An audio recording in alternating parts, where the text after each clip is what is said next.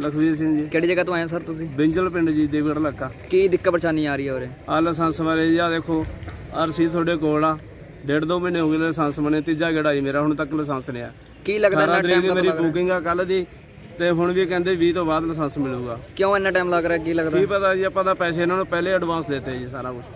ਕਿਸੇ ਏਜੰਟ ਤੋਂ ਕੰਮ ਕਰਾਇਆ ਕਿ ਤੁਸੀਂ? ਏਜੰਟ ਤੋਂ ਕੰਮ ਕਰਾਇਆ ਜੀ। ਏਜੰਟ ਕਿੰਨੇ ਮੈंने ਸੈਟ ਰੇਟ ਉੱਥੇ ਮੈਂ ਦਿੱਤਾ ਜੀ 4500 ਰੁਪਇਆ, ਪਹਿਲੇ ਲਰਨਿੰਗ ਤੇ ਫਿਰ ਲਾਈਟ। ਫਿਰ ਉਹਨੇ ਏਜੰਟ ਨੇ ਨਹੀਂ ਕਰਵਾ ਕੇ ਦਿੱਤਾ? ਏਜੰਟ ਹੁਣ ਫੋਨ ਨਹੀਂ ਚੱਕਦਾ ਜੀ।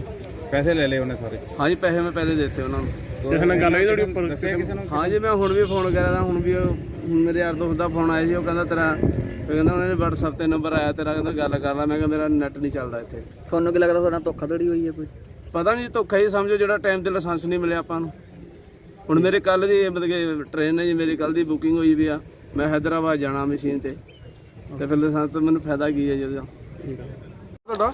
ਮੇਰਾ ਨਾਮ ਹਰਮਨਤ ਸਿੰਘ ਹੈ, ਮੈਂ ਪਟਿਆਲੇ ਤੋਂ ਹੀ ਹਾਂ। ਕੀ ਉਰੇ ਕਿੱਥੇ ਆਏ ਤੁਸੀਂ?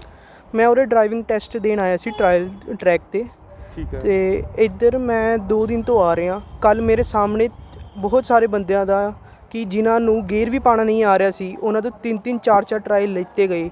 ਤੇ ਜਦ ਮੈਂ ਟਰਾਇਲ ਦਿੱਤਾ ਕਿ ਮੇਰਾ ਕਿਤੇ ਟੱਚ ਵੀ ਨਹੀਂ ਹੋਇਆ, ਕਿਤੇ ਮੇਰਾ ਟਾਇਰ ਟੱਚ ਨਹੀਂ ਹੋਇਆ ਸਾਈਡਸ ਤੇ, ਪਰ ਮੇਰਾ ਸਿਰਫ ਬੈਕ ਕਰਨ ਤੇ ਹਲਕੀ ਜੀ 2-3 ਸੈਕਿੰਡ ਦੀ ਲੇਟ ਹੋ ਗਿਆ ਤੇ ਮੈਨੂੰ ਦੂਸਰਾ ਟਰਾਇਲ ਵੀ ਨਹੀਂ ਦੇਣ ਦਿੱਤਾ ਗਿਆ ਇੱਧਰ। ਤੇ ਹੋਰ ਬੰਦੇ ਕੋਈ ਟ੍ਰਾਇਲ ਦੇ ਰਹੇ ਸੀ, ਉਹਨਾਂ ਨੂੰ ਦੁਬਾਰਾ ਦੇ ਰਹੇ ਸੀਗੇ? 3-3 4-4 ਟਰਾਇਲ ਦਿੱਤੇ ਗਏ ਨੇ। ਮੇਰੇ ਸਾਹਮਣੇ ਇੱਕ ਲੇਡੀਜ਼ ਤੋਂ ਗੇਅਰ ਵੀ ਨਹੀਂ ਪੈ ਰਿਹਾ ਸੀ ਤੇ ਉਹਨਾਂ ਨੇ ਦੂਸਰੀ-ਤੀਸਰੀ ਵਾਰ 'ਚ ਜਾ ਕੇ ਸਟਾਰਟ ਕੀਤੀ ਗੱਡੀ।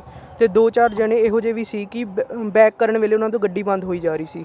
ਕੀ ਲੱਗਦਾ ਇਸ ਤਰ੍ਹਾਂ ਕਿਉਂ ਕੀਤਾ ਜਾ ਰਿਹਾ? ਇਹ ਸਿਰਫ ਔਰ ਸਿਰਫ ਪੈਸੇ ਦੀ ਖੇਡ ਹੈ। ਤੁਸੀਂ ਬਾਹਰ ਚਲੇ ਜਾਓ, 1500-2000 ਰੁਪਏ ਦਿਓ, ਤੁਹਾਨੂੰ ਟਰਾਇਲ ਦੇਣ ਦੀ ਵੀ ਲੋੜ ਨਹੀਂ ਹੈਗੀ। ਹੁਣ ਜਿਨ੍ਹਾਂ ਕੋਲ 2000 ਰੁਪਏ ਨਹੀਂ ਹੈ, ਉਹ ਇੱਧਰ ਧੱਕੇ ਖਾ ਰਹੇ ਹੈ ਜਾਂ ਅਫਸਰਸ਼ਾਹੀ ਚੱਲ ਰਹੀ ਹੈ ਉਰੇ ਸਾਰੀ। ਕਹਿਣ ਦਾ ਮਤਲਬ ਕਿ ਰਿਸ਼ਵਤ ਦੇ ਕੇ ਕੰਮ ਹੁੰਦਾ? ਸਾਰਾ ਕੁਝ ਰਿਸ਼ਵਤ ਦੇ ਕੇ।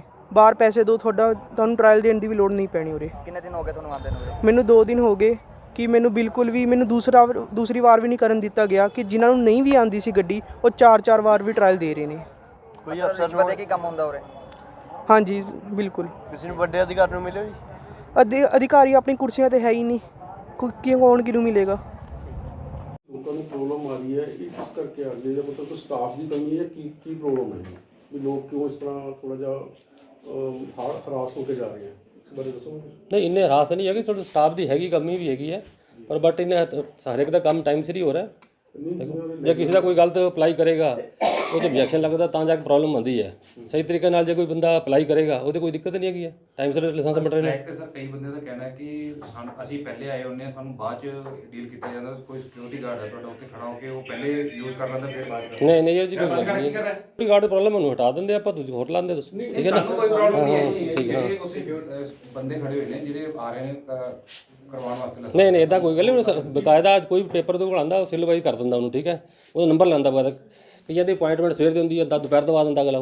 ਠੀਕ ਹੈ, ਅਗਲਾ ਕਹਿੰਦਾ ਮੈਨੂੰ ਪਹਿਲੇ ਲਾਇਆ ਤਾਂ ਨਹੀਂ ਹੁੰਦਾ। ਇੱਦਾਂ ਇਸ ਗੱਲ ਤੇ ਢਾਈ ਹੁੰਦੀ ਹੈ। ਸਾਨੂੰ ਇੱਕ ਕੰਪਲੇਂਟਰ ਆਇਆ ਸੀ, ਉਹ ਕੰਪਲੇਂਟ ਇਹ ਕਰ ਰਿਹਾ ਸੀ ਵੀ ਕੱਲ ਇੱਕ ਲੇਡੀਜ਼ ਟਰੈਕ ਦੇ ਉੱਤੇ ਡਰਾਈਵਿੰਗ ਟੈਸਟ ਦੇ ਰਹੀ ਸੀ ਕਾਰ ਦਾ, ਬਟ ਉਸ ਕੋਲ ਗੱਡੀ ਸਟਾਰਟ ਹੋਣ ਤੇ ਗੇਅਰ ਪਾਉਂਦੀ ਗੱਡੀ ਬੰਦ ਹੋ ਜਾਂਦੀ ਸੀ। ਠੀਕ ਹੈ, ਤੇ ਮਤਲਬ ਟਰੈਕ ਤੇ ਜਾਣ ਦੇ ਲਾਇਕ ਹੈ ਨਹੀਂ ਸੀ, ਪਰ ਉਸ ਨੂੰ ਫਿਰ ਵੀ ਪਾਸ ਕਰ ਦਿੱਤਾ ਗਿਆ। ਕੀ ਇਸ ਬਾਰੇ ਤੁਸੀਂ ਕੁਝ ਕਹਿ ਸਕਦੇ ਹੋ ਕਿ ਇਹ ਕਿਉਂ ਹੋਇਆ ਜਾਂ ਕੀ? ਇਹ ਤਾਂ ਮੈਂ ਦੇਖ ਕੇ ਦੱਸਦਾ, ਉਹਦੇ ਬਾਰੇ ਮੈਨੂੰ ਨਹੀਂ ਪਤਾ ਹੈਗਾ। ਤੇ ਰਿਕਾਰਡ ਦੇਖ ਕੇ ਤਾਂ ਹੀ ਦੱਸ ਸਕਦਾ ਕੀ ਹੈ। ਉਹਨਾਂ ਨੂੰ ਪੁੱਛਣ ਤੋਂ ਬਾਅਦ ਹੀ ਲੱਗੂਗਾ, ਮੈਨੂੰ ਨਹੀਂ ਪਤਾ ਇਹਦੇ ਬਾਰੇ। ਠੀਕ ਹੈ, ਜੇ ਖਰਾਬ ਸੀ ਕਿਵੇਂ ਸੀਗੀ। ਜਿਹੜਾ ਤੁਹਾਡਾ ਸਿਕਿਉਰਿਟੀ ਗਾਰਡ ਲੱਗਿਆ ਵਾ ਜੀ, ਉਹ ਲੋਕਾਂ ਨੂੰ ਸਰੇਆਮ ਹੀ ਉੱਥੇ ਕਹਿੰਦਾ ਲਿਓ ਜੀ 500 ਰੁਪਇਆ ਦਿਓ, ਤੁਹਾਡਾ ਮੈਂ ਪਾਸ ਕਰਵਾ ਦਿੰਦਾ। ਤੁਸੀਂ ਫਾਸਟ ਮੇਰੀ ਇਹ ਨੌਲੇਜ ਨਹੀਂ ਹੈਗਾ ਗੱਲ। ਉਹ ਲੋਕਾਂ ਨੂੰ ਪਹਿਲ ਦੇ ਆਧਾਰ ਤੇ ਉੱਥੇ ਕਰਵਾਉਂਦਾ ਕੰਮ। ਕੀ ਤੁਸੀਂ ਇਸ ਤੇ ਕੋਈ ਐਕਸ਼ਨ ਲਓਗੇ ਜੀ? ਜ਼ਰੂਰ ਲਵਾਂਗੇ। ਜਦ ਮੈਨੂੰ ਪਤਾ ਲੱਗਦਾ ਜਾਂ ਕੋਈ ਵੀ ਮਿਲਦਾ ਹੈਗਾ, ਬਦਲ ਦਾਂਗਾ, ਇਹਨੂੰ ਸਾਈਡ ਕਰ ਦਾਂਗੇ। ਠੀਕ ਹੈ, ਹਾਂ ਬਿਲਕੁਲ ਬਿਲਕੁਲ। ਸਰ ਆਫਿਸ ਦਾ ਟਾਈਮ ਕੀ ਹੈ? ਆਫਿਸ ਦਾ ਟਾਈਮ ਕੀ ਹੈ? ਸਵੇਰ 9 ਵਜੇ ਦਾ ਟਾਈਮ ਹੈ ਸ਼ਾਮ ਤੋਂ? ਹਾਂਜੀ 5 ਵਜੇ। ਸਰ 11 ਵਜੇ ਤੱਕ ਸਾਰੀਆਂ ਸੀਟਾਂ ਖਾਲੀਆਂ ਸੀ ਤੁਹਾਡੀਆਂ? ਨਹੀਂ 11 ਵਜੇ ਤੱਕ ਕੋਈ ਨਹੀਂ ਖਾਲੀ ਹੁੰਦੀ ਹੈ। ਰਿਕਾਰਡ ਹੈ। ਕਈ ਵੀ ਜਾਣਾ ਪੈਂਦਾ, ਕੋਈ ਕੋਰਟ ਜਾ ਰਿਹਾ, ਕੋਈ ਕਿੱਥੇ ਜਾ ਰਿਹਾ ਹੈਗਾ। ਸੋ ਚਲੋ ਤੂੰ ਜਾਣ ਲੇਗਾ, ਬਾਕੀ ਦੇ ਅਸਿਸਟੈਂਟ ਸਾਰੇ ਨੀਚੇ ਉੱਪਰ ਖਾਲੀ ਆ ਜਾਂਦੇ ਨੇ, ਬਿਲਕੁਲ ਟਾਈਮ ਸਿਰ ਆ ਜਾਂਦੇ ਨੇ। ਠੀਕ ਹੈ।